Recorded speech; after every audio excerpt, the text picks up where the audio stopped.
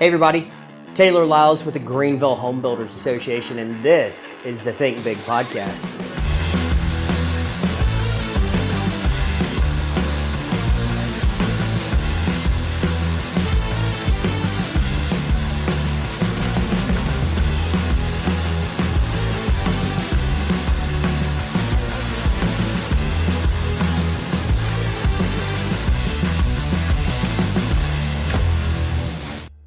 Good morning and welcome to the Think Big podcast. I am your host, Taylor Lyles, your Chief Executive Officer of the Home Builders Association of Greenville.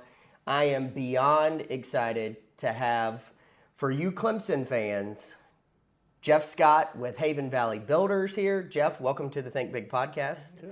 Tell everybody a little bit about you, who you are, what y'all do, and we'll dive in. Well, I appreciate you having me, even though you're a Gamecock. You allowed a Clemson in the building today, so I appreciate that.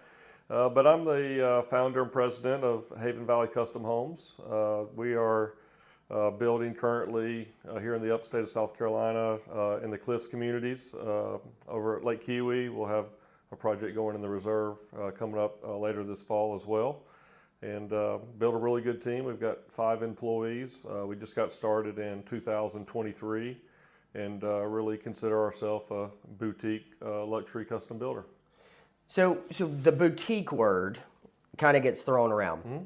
Let's dive into that so the people listening know what you mean and what your interpretation of that is. Well, I think a big part of it is when clients come in to meet with myself and our team, we're going to be the same people that are going to be working with them throughout the whole pre-construction process and then throughout the whole construction process, where sometimes some of the bigger builders, they have a lot of team members, and so people can, move from one group to the next. And I think there's definitely a certain clientele that, wants to be able to come in and sit down with the owner of the company and have them involved with their project all the way through. And that's a big thing. We just believe in being able to sit around the table with our team and be able to communicate and develop those relationships that, are required to have a great project. I think that's a huge benefit when the owner is sitting at the table. The value add from a consumer standpoint is exponentially higher. You can meet with the salesperson, you can meet with the PM, you can meet with the superintendent, whatever you want to claim them. Yeah. But when the builder's in the room, they're invested.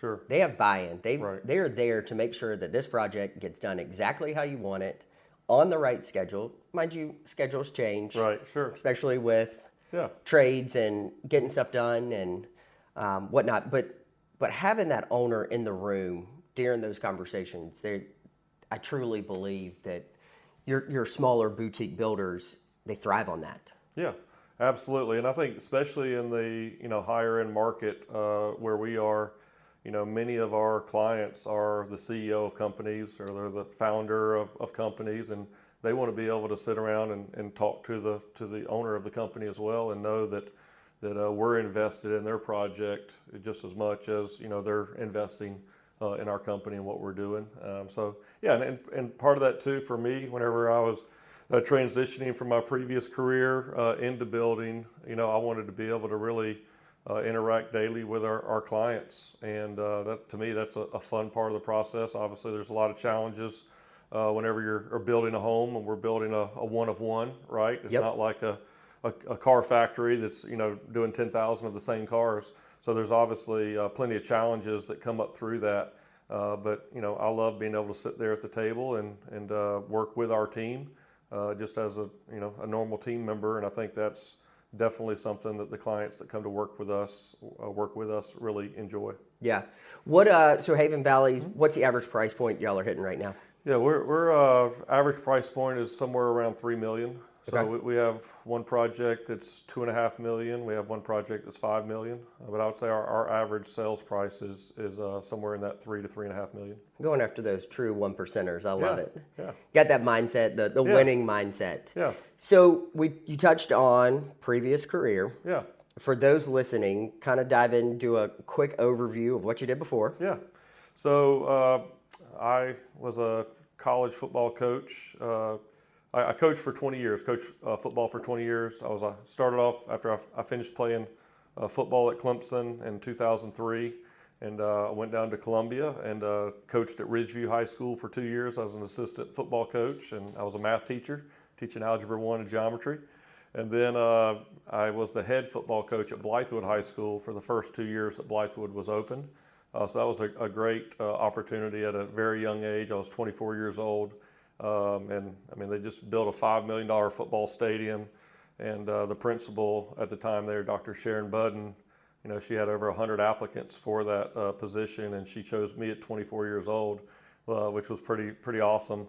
And in our first year of varsity football, we actually won the state championship, the 3A state championship in South Carolina. So if they wouldn't have had Remember the Titans came out around the same time. If that wouldn't have came out, they could have made a movie about our Remember the Bengals, Blythewood Bengals, because it was incredible. We lost our first game to Ridgeview, which was the team that we'd split from. And but then we ended up winning 14 games in a row, and we won the state championship on a last-second field goal. So next year will actually be 20 years since that state championship at Blythewood. So at a very young age, that was like an incredible experience. I asked my dad, who's a longtime college coach, I said, what should I do now after I won that state championship at Blythewood? And he said, I think it's time to leave before they figure out you're not really that good of a coach, and you can always come back, right, if you leave on top. So I did end up leaving. I went to Presbyterian College in Clinton, and was there 1 year, had a lot of fun there in 2007. And then in 2008, went back to Clemson as a graduate assistant. And Coach Swinney was just the receivers coach at the time. Tommy Bowden, who I played for, was the head coach. And in the middle of that season, actually on October 13th, 2008, we went 3-3 to start the year, lost to Wake Forest, which is not a good thing if you're at Clemson. And so Coach Tommy Bowden kind of resigned or got released, whatever happened there. And they named Coach Swinney, 38-year-old receiver coach, Dabo Swinney, the interim head coach.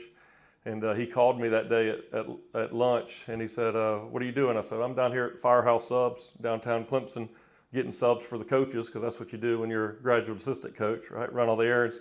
He said, hurry up and get back to my office. So I went back, and he told me what had happened. He was moving from wide receivers coach to interim head coach, and he told me that he wanted me to be the wide receivers coach for the rest of the year. And he said, even though people on the outside don't think that we're going to get this job, he said, we're going to get this job. And so that was like my first time seeing his level of just belief and really speaking things into existence. Yep. And we had 6 games left of that season. I mean, Clemson didn't really hire him thinking, you don't fire Tommy Bowden after 7 or 8 years and then hire the wideout coach. Usually you're going to go hire a hot name. So I knew we had to win 4 of our last 6 games in my mind for Coach Swinney to have any shot. So our first game we lost to Georgia Tech at home, which we could have definitely won that game. So now we've got to win 4 of the last 5. So we're playing at Boston College on the road. I'm up in the box. And I knew if we lost this game, we start off 0-2. He probably has no shot to get the job, right? They're going to go ahead and go down the road with somebody else. And so about 7 minutes left in that Boston College game, Boston College scores to go up by 4. And I remember being in the press box and saying a little prayer and thinking, the next 7 minutes of this football game are probably going to determine the next 20 years of my coaching career. And luckily for us, they kicked it off to C.J. Spiller. He took it back to like the 25-yard line. We scored a touchdown. That was win number 1.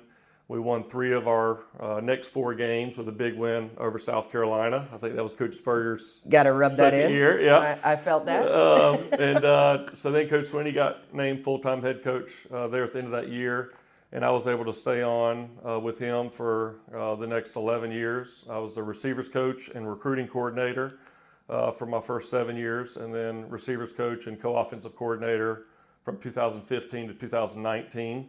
So just an incredible run at my alma mater. After that, I got the head job at the University of South Florida, and so moved to Tampa 3 months before COVID. So definitely challenging time. We enjoyed our time in Tampa. Didn't have the success that we all expected to have.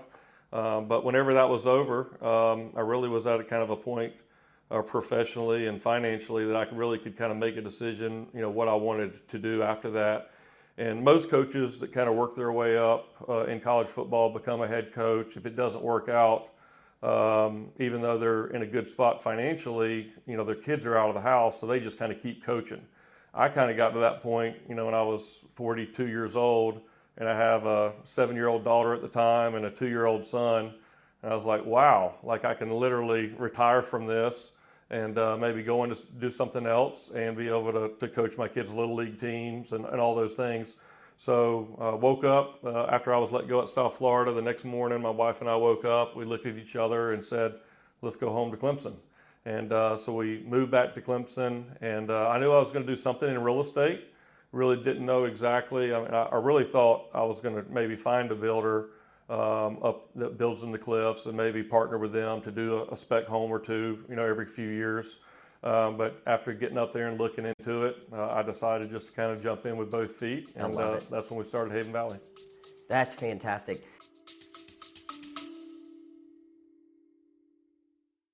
Let's get real for a second. Are you dumping money into marketing but barely seeing any results?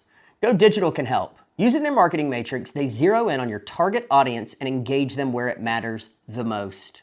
Go Digital acts as your full-service marketing team, saving you the hassle and cost of building an entire in-house team or trusting random gurus you found on the internet.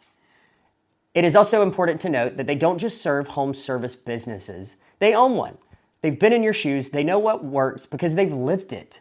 Wondering why I know so much about them? It's because I've been a client for them over a year, and I couldn't be happier with the results. So if you're ready to start winning more leads for less, hit the link in the show notes and schedule a free 20-minute consultation today. Kind of the all or nothing concept that is the definition. So kind of pivoting, we talk a lot about culture on this podcast, and creating culture, especially in an athletic realm, is crucial. How are you taking what you did at Clemson and South Florida and Presbyterian and Blythe? How are you taking that, creating that culture, and then kind of relaying it over to Haven Valley? Sure. Yeah, that's great. That's probably been one of the most encouraging things that I've seen is a lot of the things that I did learn being by Coach Swinney's side for 12 years have really carried over very well into business. And, I think, Coach Swinney, I mean, he's got what he calls the all-in book, and it's about 400 pages thick. And every August, the entire coaching staff, I think it's about 100 personnel that work in the football department, we all would go to an off-site location. We'd spend 3 days, we'd be going through that book. And that literally is kind of like, this is who we are, this is how we do it, this is why we do it, and this is everybody's responsibility. And even though there's many years where it's the same coaches had been there for 8 or 10 years, Coach Swinney would go through that book like it was the first time anybody had ever heard it. And so I think that was really important, really, because what he was doing was really instilling that and really establishing that culture in the coaches who are going to be in the rooms with those players, right? The head coach can only spend so much time with the players, but the assistant coach, the strength staff, the training staff, he wanted everybody to be on the same page about who we are. And so there's a lot of things that I learned there that I was, being able to bring over from a team standpoint. Number one thing that I've learned, not just from Coach Swinney, but my dad spent 11 years coaching with Bobby Bowden at Florida State. And Bobby Bowden, I say that Coach Swinney is a modern day version of Bobby Bowden. They have a lot of the similar traits and who they are as people. And one thing that I learned from Coach Bowden, even as a young kid, is you surround yourself with good people. And that's number one, right? And especially for me, like putting my name on Haven Valley, there are times that I can't be there every time on the job site, maybe for a site meeting or whatever, whether it be dealing our project managers, how we're dealing with our subs, how we're communicating with our vendors, and all these things. And so, you've got to hire people of integrity that are going to, share your vision, believe in your vision, and be able to kind of instill that every day.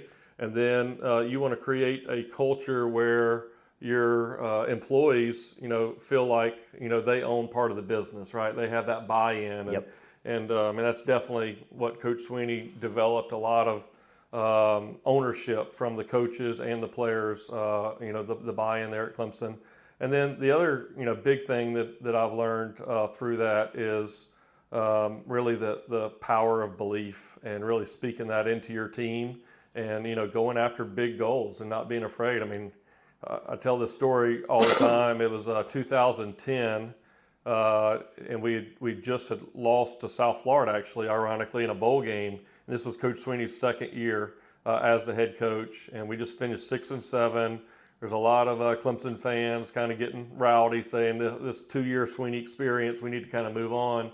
And I remember this was when Twitter just came out, and I was sitting on the bus after that disappointing loss to South Florida in the bowl game, and I'm like reading some tweets from a reporter that was doing the live interview with Coach Swinney at the time, and Coach Swinney made a comment, in that press conference saying, we're starting 2010, we're starting a new decade, and even though today and this year wasn't what we wanted to be, we've instilled the culture that we need, and I believe very strongly that we're going to look back on this next decade, 10 years from now, and it's going to be the best decade in the history of Clemson football. And I can remember reading that at the time. I'm like, does this guy really believe this? Or is he just, where's he coming up with this? But he did. And sure enough, and that's exactly what happened. So being able to stay positive. Another thing that's a core thing for our program at Clemson and even what we do every day at Haven Valley, there's a quote by George Washington Carver that says, when you do the common things in an uncommon way, you'll obtain the attention of the world. Right, and so the secret to that is there are no shortcuts, there are no secrets over here. It's just how you do anything, right? There's a saying that how you do anything is how you do everything, right? And so again, one example, I just come back to all these examples. I mean, the night before the national championship in 2016, we'd always go to the movie the night before a game. And so we take the whole team to the movie. They get a large popcorn, they get a large icy. It's just like they're 2 hours to kind of put their hair down, get their mind off the game, and just kind of relax. Well, normal teams would do that, and then the players just get back on the bus and they go home, and the movie people turn the lights on, and there's popcorn everywhere and bags everywhere. Well, Coach Swinney has a policy that nobody cleans up after Clemson. And so literally I have this vision in my mind of these star defensive linemen at Clemson the night before the national championship team. We would actually bring 2 electric blowers to the movie theater. And so the players would literally, after the players had gotten out, everybody threw the stuff away, we have players with electric blowers blowing all the popcorn out, putting it in the trash can, and then shaking the manager's hand there at the theater as we leave. And that's just like one small example, but the message in that is how you do anything is how you do everything, right? Mm-hmm. And so just a lot of those little things. And, and another thing is, I think the best of the best set an internal standard that they try to live to in everything that they do, right? As opposed to if we live to external standards, right, wherever you are, then you're going to have a very inconsistent life. Yep. But if you can have that internal standard, not that I'm going to be the best every day, because that's not, always possible, but I'm going to work to do my absolute best in everything that I do. And so, our players and coaches see that out of Coach Swinney. I mean, if he's running a youth football camp for second graders through sixth graders, I mean, he is coaching that like it is the national championship game. He's put all of his energy and time into that. And so other coaches and players see that. So anyways, there's just a lot of these small things that really lead to kind of the big things. But overall, I think when clients come in and they see that you and your team are on the same page, and y'all communicate well, and you have kind of the same goal and vision, I think that's very welcoming for them as they're coming in to make such a big decision. I love that. I think that there's a lot of overlap, and clearly, as you just talked about, there is significant overlap. So a couple of takeaways that I pulled from, and I'm hoping people listening. One, Haven Valley has an extremely clean job site. Yeah, right. That's right. That's exactly right. One big thing. I didn't know right. that about Clemson football players and Dabo's policy. I think that is huge because it also sets a model for these young men going out into the world. Hey, this is the standard. Yep. You're in college, right? And especially with now how college football is, right? NIL money and all that stuff, but these are the standards that we live by. Sure. Yep. And they're going to take those and continue on in life. But the other thing is, as we know that creating the culture is key, I think that like I said, there's a lot of overlap, but creating that culture to create the experience for the client is also key. Because if you've got it created internally, it's going to reflect Right. 110% externally. Right. And that client's coming in knowing that at the end of the day, we're all human. Sure. We're building something, Right. like you said, one of one. It is, there's going to be issues. Right. You show me one builder that has had a flawless, issue-free build, and I will tell you that it doesn't exist or the client wasn't a part of it. Right. Yeah. And they just didn't say that they had an issue with it. Sure. So I think that that's pretty awesome that you're able to bring in a lot of your history with Haven Valley. I think that's a unique experience. I also think that you're probably gaining some pretty good Clemson fans with $5 million home budgets saying, oh, Jeff Scott built my house. This is awesome. You know what's funny is, especially building where we are in the Cliffs, a lot of people are coming in from out of state, different places, from Chicago or from Texas. But, you know, whenever I finally kind of tell them a little bit who I am, a lot of them are Ohio State fans. So then I can talk about us beating Ohio State in the playoff, or, you know, different Alabama fans. So it definitely has been fun to kind of, you know, talk about that. And, you know, basically I say, hey, everybody's looking for a coach, right? I mean, you're looking for, you know, your fitness coach, and, you know, you've got, you know, mental health coach, all these things. And so, you know, as a builder, I'm kind of coaching our team as we're going, and it's been fun just to kind of watch all that kind of translate over.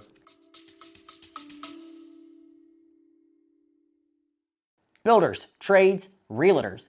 If you're looking for a flooring partner you can trust, look no further. I'm here to tell you about All About Flooring. All About Flooring is a family-owned business with 3 generations of owners that know the flooring business inside and out. They work in residential and commercial projects for both new builds and remodels by providing high-quality customer service and installation for carpet, area rugs, hardwoods, laminate, luxury vinyl, and more. Y'all, they even provide professional carpet, tile, and upholstery cleaning. At All About Flooring, they're more than just a flooring provider. They're your partner in delivering top-tier results that your customers will absolutely love. You can find their website linked in the show notes, or visit their 9,000 square foot showroom at 2111 North Pleasantburg Drive. Now, let's get back to the show. Yeah, I think that you're in a really good spot, because if you look at migration data, the top 5 areas moving to the state of South Carolina, specifically in the upstate, you got Miami-Dade County, you've got Clark County, Illinois, which is right outside of, which is Chicago. Right. You've got, we backed off of Ohio State, so you may not have to argue with as many Ohio State fans. Right. But Seattle Metro, Texas has got a lot of transplants coming in. Yep. And then Virginia popped on the list. Right. So kind of that Norfolk area in Virginia. And that, when I was looking at it, I was like, oh, that's interesting. But it's true. They're all from areas that Clemson's beat in the past. So it's great. So listen, we're gonna beat you in football, but I'm gonna build you one heck of a house. That's exactly right. So it's created some fun conversations for sure. So talk about, you had challenges in coaching. Naturally, there's challenges in luxury custom home building. What are some of the challenges that you've ran into that you didn't really expect? Yeah, no, there's been a lot. I also say anytime you go into something that maybe you don't have a lot of experience in early on, you know, then you have to pay some tuition. So my first year, I think I probably learned about 5 years worth of lessons in my first year, kind of jumping right out there. And but you know, so man, a lot of challenges. Obviously, you know, I think one big one is turned into being a positive is really developing the relationships with the architects, because a lot of times we'll have a client come see us and they'll tell us what their budget is, and then maybe they go visit with the architect, they fall in love with this plan, they come back 3 months later, and now we're the bad guy telling them that house they just designed for you is $1 million over your budget. Yep. And so really learning that, hey, we need to be involved very early and kind of be a partner with them and the architect as part of our pre-construction process. That was a big thing that we definitely learned there. I mean, the other thing is it's just gotten really expensive, right? The land costs, because of supply and demand, especially around Lake Kiwi, the lakefront lots. I mean, they have doubled in price just over the last few years. So you have land prices that have gone up, and then obviously during COVID and through COVID, building costs and labor costs going up. Like there's a big challenge there, right? And everybody that comes in, they have kind of this budget where they would like to be and where they don't want to go over. And so really trying to find that way, I think that's a big part of our pre-construction process is, hey, we want to be able to help you as you design the house. Number one, design within your budget. But then number two, to have the cost of everything laid out and then allow you to make the decisions before we ever, dig the first footer of where you want to put your money in your house. And really kind of taking time to do that with them. Definitely been a big part. But I mean, I've enjoyed getting to know our trades and our subs, and I mean they're an extension of our team, right? And so being able to go out and just hand them some Haven Valley gear and let them know, hey, you're one of our teammates, right? You're part of this Haven Valley team, and just kind of seeing the pride that you can kind of develop with the groups there. I've learned a lot about sales and kind of where we get our leads and all these things. I think I spent the 12 years at Clemson, a big part of my job was in recruiting. So I went from recruiting a 15-year-old T. Higgins, that's a freshman in high school at Oak Ridge, Tennessee, to now I'm recruiting a 52-year-old couple from Chicago, Illinois. But maybe a little different tactics. But you know what? Deep down, a lot of the things are very similar. Some of the communication may be a little bit different, communication style, but from a fundamental level. Whenever I was sitting in front of a recruit and his mom, what they really wanted to know is, can we trust that coach? Is what he's telling me, is he going to follow through and do that? Is this somebody that I want to be associated with? And really, that's the same thing when a couple comes in, right? All the builders can show them some beautiful things that we built and all these different things. But at the end of the day, can I trust that person? Because I'm getting ready to hand over a lot of money. I'm out of state, so they're building this away from me. And so a lot of those same reasons that we were successful in recruiting, I've seen that translate into our sales. That's great. The follow-up on that, so we all, and this is more of a fun question. So we all deal with the stress, but I'm curious, what is more stressful? Calling a play on the 4th and goal or handling a picky homeowner? The play on 4th and goal is a lot more stressful. Actually, this has been a year ago, but Coach Swinney had texted me during the season last year. I think it was right after they had this Tyler from Spartanburg called in the radio show. Oh, yeah. So the very next morning, like 7 o'clock in the morning, I wake up to a text from Coach Swinney. And it says, how's the home building world going, question mark with laughy faces. And I don't know if he was asking I don't think he was asking, do I want to come back? I think he's asking, should he come over here with me? And so my response to him is, well, in home building, I only have to make 2 people happy. Whenever you're coaching, you've got to make 120,000 people happy. Right. You have a lot more people watching. But no, I mean, there's definitely stress in both. I mean, at the end of the day, right, we want our clients to be happy and we don't like the difficult situations that come up. And so you're always trying to be ahead of that with communication and really over-communicating as much as you can.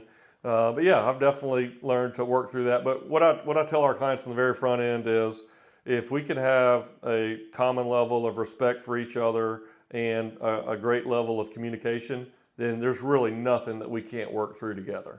And so that's really, whenever, clients are interviewing us, we're also interviewing them. I mean, there's been a couple of clients that we're going to build $4 and $5 million homes that after visiting with them a couple of times, I told our team, I don't think they're the right fit for us. And that's okay. And it's better to kind of know that and kind of move a different direction early on than it is to get into the middle of one of these things, because it's not just stress that they'd be putting on me, but even more importantly, stress on my team. And then I need our team to be our best because we have multiple clients that we're building for.